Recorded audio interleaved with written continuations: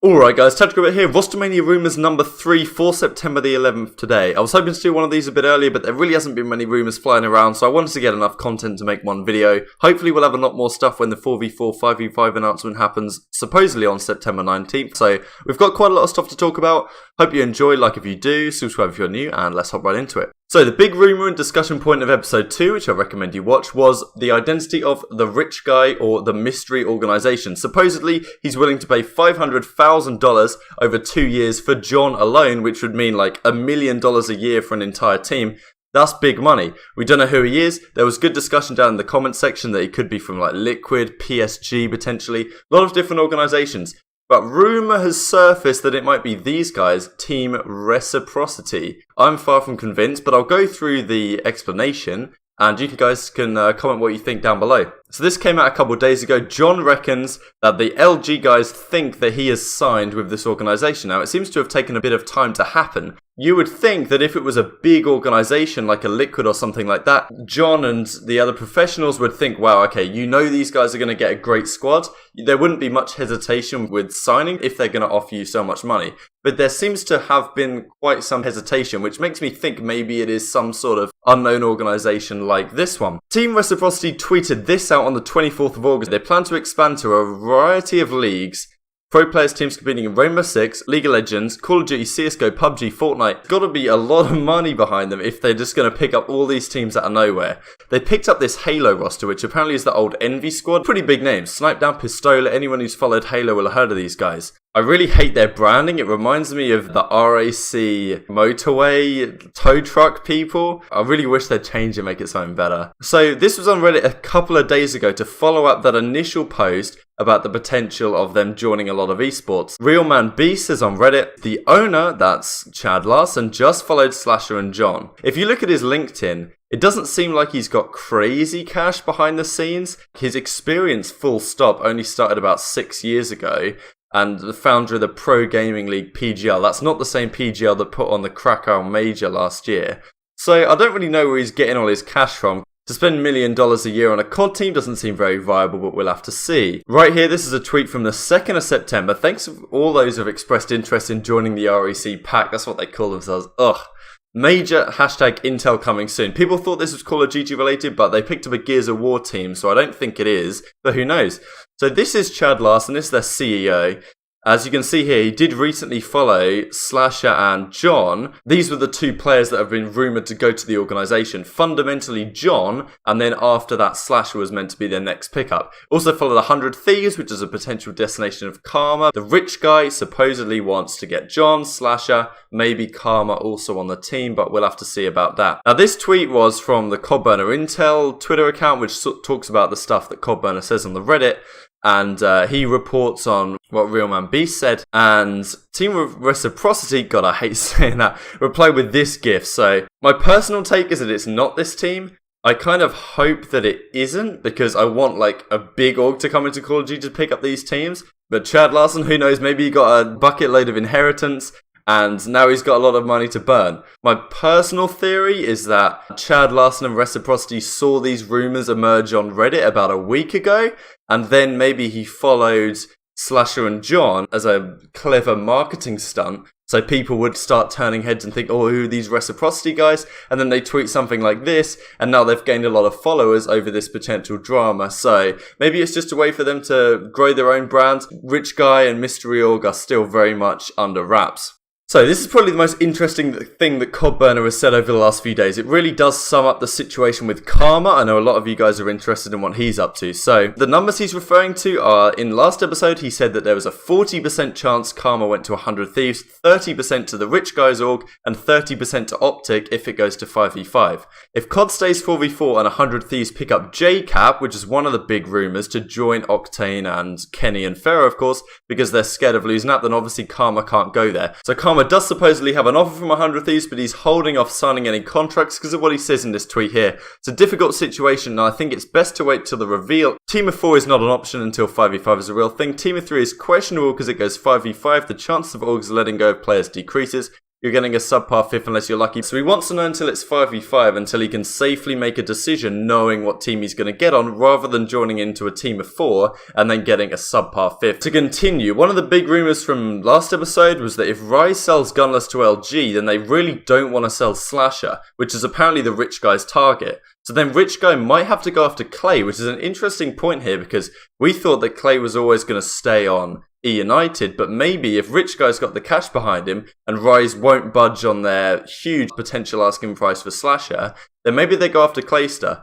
And E United don't have a crazy amount of money to hold on to him, so maybe that's an opportunity that Clay ends up leaving that team completely. We've already heard the rumours that RSTs and Prestige are leaving the team, so who knows, Clayster could end up being the main assault rifle for the Rich Guy's team. And we don't know if Karma wants to play with him. But let's not forget, a couple of weeks ago we said that Karma wanted to be the main assault rifle. Maybe if Slasher can't go to the Rich Guys org, maybe Karma just goes there as the main AR. And they build around him and John, which is another option, of course. Maybe Clay doesn't even need to come into the picture. And as he says here, the Rich Guy still has to get John, but I heard that's a guarantee since John's teammates say he's leaving, which gives a strong clue that the Rich Guy's org is now in Call of Duty. And if he's got enough money to buy out John of that LG contract, surely he has enough money to build a stacked team around him. And then he goes on to say that if CoD is 5v5, then OpTic is his last real shot. But I think Karma has said that OpTic is his least likely option. He doesn't want to go there unless he is forced to. Now, talking more about OpTic, the commenter does say up here a couple of days ago that he heard Vision was already filmed with Dashi and TJ. That's the main rumour as of now,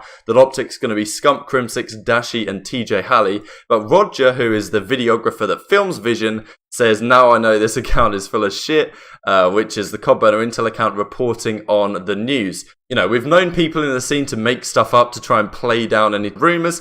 It probably hasn't been filmed with them yet, but there was a big Twitch clip from Octane that came out a couple of days ago where he talked about the roster in depth on his stream. Someone said, what do you think about the rumoured OpTic roster? And he talked about it for several minutes, talking about how Crim6 is going to have to be the leader, but he doesn't really want to be the leader, and hopefully for them at least, Dashi can be the superstar player. He says it will help their search and destroy a lot. He talks for maybe 2 or 3 minutes about what he thinks about the roster, which is more than you would expect someone to say about just a rumoured roster. Now, he went out on Reddit afterwards, this is Octane, saying, I was just talking about a rumoured roster, wasn't confirming anything. When you watch the clips, which I'll link down in the description, it does very much seem like he's already got this roster set in stone in his head, and he's talking about how he thinks it will play out. Kind of abnormal to talk in so much detail about a rumoured roster if it's very unlikely to happen. So just another detail that may back up this rumour for the OpTic squad. Now, let's talk more internationally. I talked a couple of weeks ago about maybe Denz and Shockz moving to EU over North America, but Denz tweeted this out a couple of days ago. Coming into Black Ops 4, I want to take the next step in my career. I feel I can't do it down under, so I'm looking for an opportunity to compete in NA/EU. And he clarifies, I'm also still a part of Mindfreak. So basically, he's a restricted free agent looking abroad. People consider Shockz to be his duo, and Shockz tweeted this out. This guy said, I'm so hyped Shockz and Denz are getting out of Australia and getting onto better teams. Shockz is about time, I say. Now, this seems very sarcastic to me. He's definitely the type of guy to be sarcastic. A little further down here, he replies to his own teammate Fighta saying, don't cry because it's over, smile because it happened. Maybe you could treat this as a clue that he's confirmed off the team, but I don't really think so. I think Fighta and Shockz are studying in university down in Australia, so it seems unlikely that both of them would be able to leave. I think Buzzo and Denz have that freedom. I'm not sure how likely it is that Shockz will actually leave, even though he's probably been the best player on that team on average over the last several years. Don't know what's going to happen to them, but Denz is almost confirmed going to go to a North American or European roster. There's too many opportunities to speculate as of now. Maybe he ends up on a team like Envy. The rumour for that is Hook, and then the 2 E United twins, RSTs and Prestige. RSTs apparently wants to be the main assault rifles, or maybe he slots in there, and then Denz comes in right behind him as a flex. Prestige and Hugh as the SMG. Sounds pretty scary to me, but no clear leader. I do think Denz could probably fulfill that role. I remember in Infinite Warfare, Denz actually left the Mindfreak squad to play with Tative Minds and basically hard carried and led that team before he joined back to Mindfreak. So I think there's an opportunity there, but nothing is confirmed on this regard. So moving on to Europe, as I mentioned in the last video, Madcat has a team searching for an organisation for the 2018-2019 season. Deserto reported that it is rumoured to be Madcat, Josh, Alex and Dave.